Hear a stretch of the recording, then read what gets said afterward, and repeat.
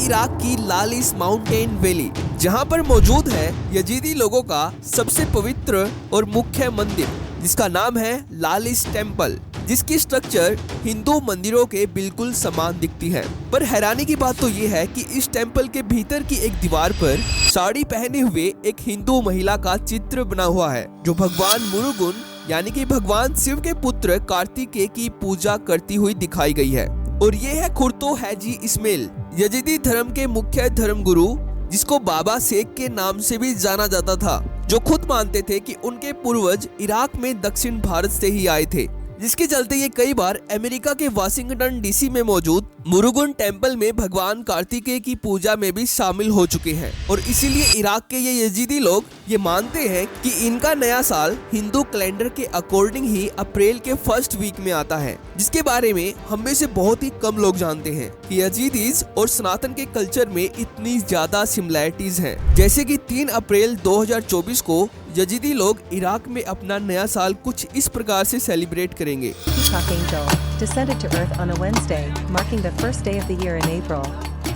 On Red Wednesday or Chorsha Masur, followers decorate their homes and garments with red flowers to commemorate the descent of Tammuz Melech, who is believed to have brought fertility and renewal.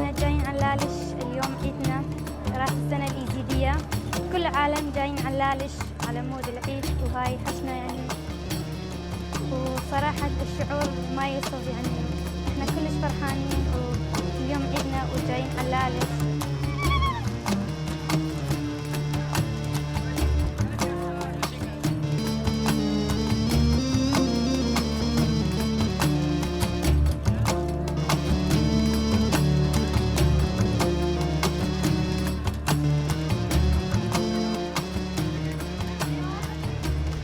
और हम यहाँ भारत में चैत्र शुक्ल पक्ष की प्रतिपदा तिथि 9 अप्रैल 2024 को अपना हिंदू नववर्ष मनाएंगे। पर दोस्तों, इराक, तुर्की और सीरिया के कुछ इलाकों में बसे ये यजीदी लोग असल में कौन हैं और क्यों इनके मंदिर हिंदू मंदिरों के बिल्कुल समान होते हैं और क्यों इनके मुख्य मंदिर में भारतीय हिंदू महिला की पेंटिंग बनी हुई है। और एक सवाल ये भी आता है कि आखिरकार क्यों मुसलमान इनको शैतान के उपासक मानते हैं और इनका हर तरीके से शोषण करते हैं। तो चलिए देखते हैं। तो दोस्तों, यजीदी सनातन धर्म से उसी प्रकार से संबंध रखते हैं जिस प्रकार से सनातन धर्म के ही अंश बौद्ध, सिख और जैन संबंध रखते हैं, जिसके कारण दक्षिण भारत के बहुत सारे हिस्टोरियन और आर्कियोलॉजिस्ट ये मानते हैं कि यजीदी भारत के प्राचीन हिंदुओं से जुड़ी एक खोई हुई जनजाति है, जो प्राचीन समय में दक्षिण भारत के तमिलनाडु से इराक में चली गई थी। और ओरिजिनल ये लोग यजीदी नहीं बल्कि या सिद्धि है। या मतलब दक्षिण और सिद्धि यानी कि पूर्णता, यानी कि वो लोग जिनको भगवान शिव के पुत्र कार्तिकेय की भक्ति करते करते दक्षिण में सिद्धि प्राप्त हुई हो, उनको ही या सिद्धि कहा जाता था। Of the ancient Asivagam tradition of Tamas, you would understand it well when you etymologically analyze the key nomenclature associated with these people. I will start with the very name Yasiddhi. It is pronounced variedly as Isiddhi, Yasadan, Yesiddhi. The original spelling and pronunciation was Ya plus Siddhi, Yasiddhi, Yaziddhi. Ya means south, Siddhi means actually Siddha, and hence Yazidi means southern Siddha. Why should they call themselves southern Siddhis?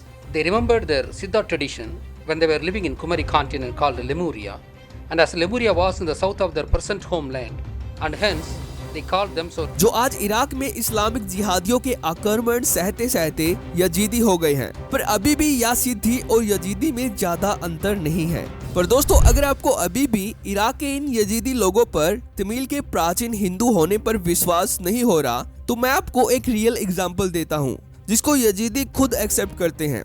तो ये है तुर्की की आदि यामन city. माना जाता है कि प्राचीन समय में मिडिल ईस्ट में यजीदी पहली बार तमिल से इसी सिटी में आए थे, जिसको प्राचीन समय में कुर्दिस्तान भी कहा जाता था, क्योंकि तुर्की के इस शहर के तमिल नाम का भी यही अर्थ है, यानी कि आदि यामन 2 शब्दों से मिलकर बना हुआ है, आदि और यामन, जिसमें आदि का अर्थ है प्राचीन और यामन का अर्थ है दक्षिणी, जिससे साफ पता चलता है कि प्राचीन दक्षिणी लोगों का शहर। और दोस्तों, आदि यामन नाम तमिल में कितना कॉमन है ये आप खुद सर्च कर सकते हो।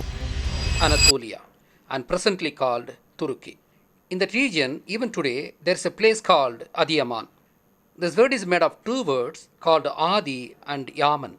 Adi means ancient in Tamil and Yaman means southerner in Tamil. Hence the place name Adi Yaman means ancient southerners, meaning they came from the south and settled at Kurdistan. I shall prove later that they actually migrated from Lemuria, south of India, after the deluge. Hence it is awfully clear that Ya means south and hence Yazidi means southern Siddhis. The most sacred place of Yazidis is Larish.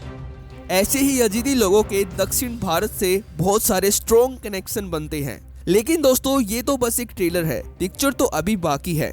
इनसे मिलिए, जिसके बारे में हमने video के starting में ही बात की थी।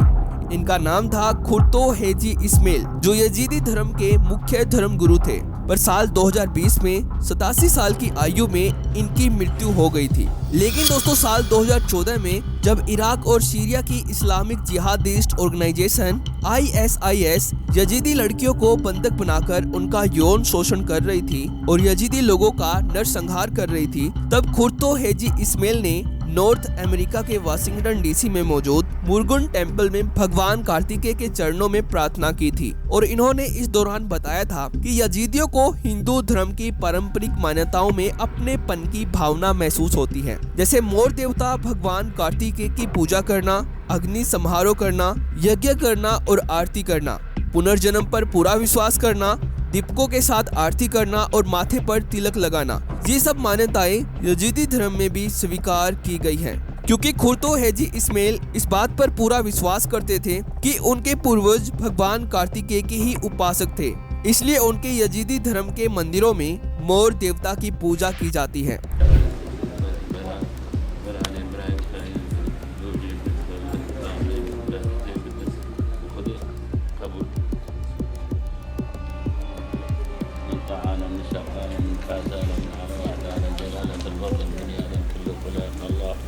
الله يحفظ طعام الله ويجعل الذي سوى بها من الذي على هذه الواسطة الصدر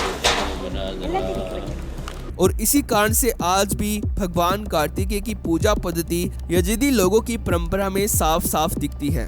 और यही कारण है कि यजीदियों की मान्यताएं सनातन धर्म से इतनी ज्यादा मिलने के कारण इराक और सीरिया के मुस्लिम्स इनको शैतान के उपासक मानते हैं और इनको जबरदस्ती इस्लाम कबूल करवाते हैं और साथ में ही यजीदी लड़कियों का यौन शोषण करके उनको ISIS जिहादियों को बेच देते हैं। तो दोस्तों ये थी यजीदी धर्म की अनसुनी सच्चाई, जिसके बारे में बहुत ही कम लोगों को पता है कि यजीदियों की परंपरा और मुख्य मान्यताएं सनातन से कितनी समान है।